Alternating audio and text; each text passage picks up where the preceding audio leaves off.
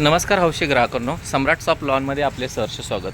आत्ता सध्या आपण पुण्यामधील एका प्लॉटवरती आहोत. इथे खूप छान असं पहिलं गार्डन होतं किंवा तुम्ही बघू शकता थोडंसं एक अरेंज गार्डन आहे की जिथे इथे लॉन लावलेलं होतं, पण लॉनची क्वालिटी खराब झाल्यामुळे आपण इथे लॉन रिप्लेस करत आहोत आणि नवीन लॉन लावतं. तर आज तुम्ही बघू शकता हा बिफोरचा व्हिडिओ. इथे ह्या झाडांचं थोडंसं ट्रिमिंग करणार आहोत, स्वच्छता होईल. आणि हा जो प्लॉट आहे या प्लॉटवरती सुद्धा आपण आता रोटा मारून घेतलेला आहे. रोटा म्हणजे ट्रॅक्टरचा रोटावेटर, त्याच्याने क्लीन केलेलं आहे. इथले ह्या झाडांची थोडंसं ट्रिमिंग करून स्वच्छता करणार आहोत.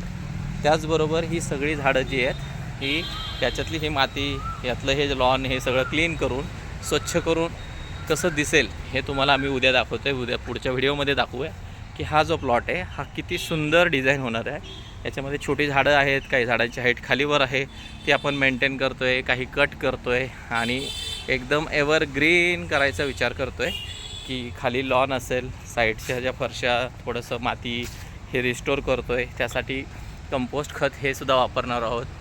हे खूप छान असं झाड आणि ही पामची झाडं. तर पामच्या झाडाचं कटिंग करतो आहे. हा मोरपंखी, याचंही कटिंग होतं आहे. सो या झाडांना थोडंसं शेप देऊन या झाडांमध्ये एक नवीन जीव टाकण्यासाठी आपण वर्मी कंपोस्ट असेल, जे गांडूळ खत, एकदम ऑर्गॅनिक खतांचाच वापर करणार आहोत आणि एकदम सुंदर असं रिस्ट्रक्चर या झाडांचं करून घेतो आहे. तर भेटूया उद्याच्या व्हिडिओमध्ये. तुम्हाला आवडेल बघायला की कसं लॉन आपण इन्स्टॉल करतो आहे.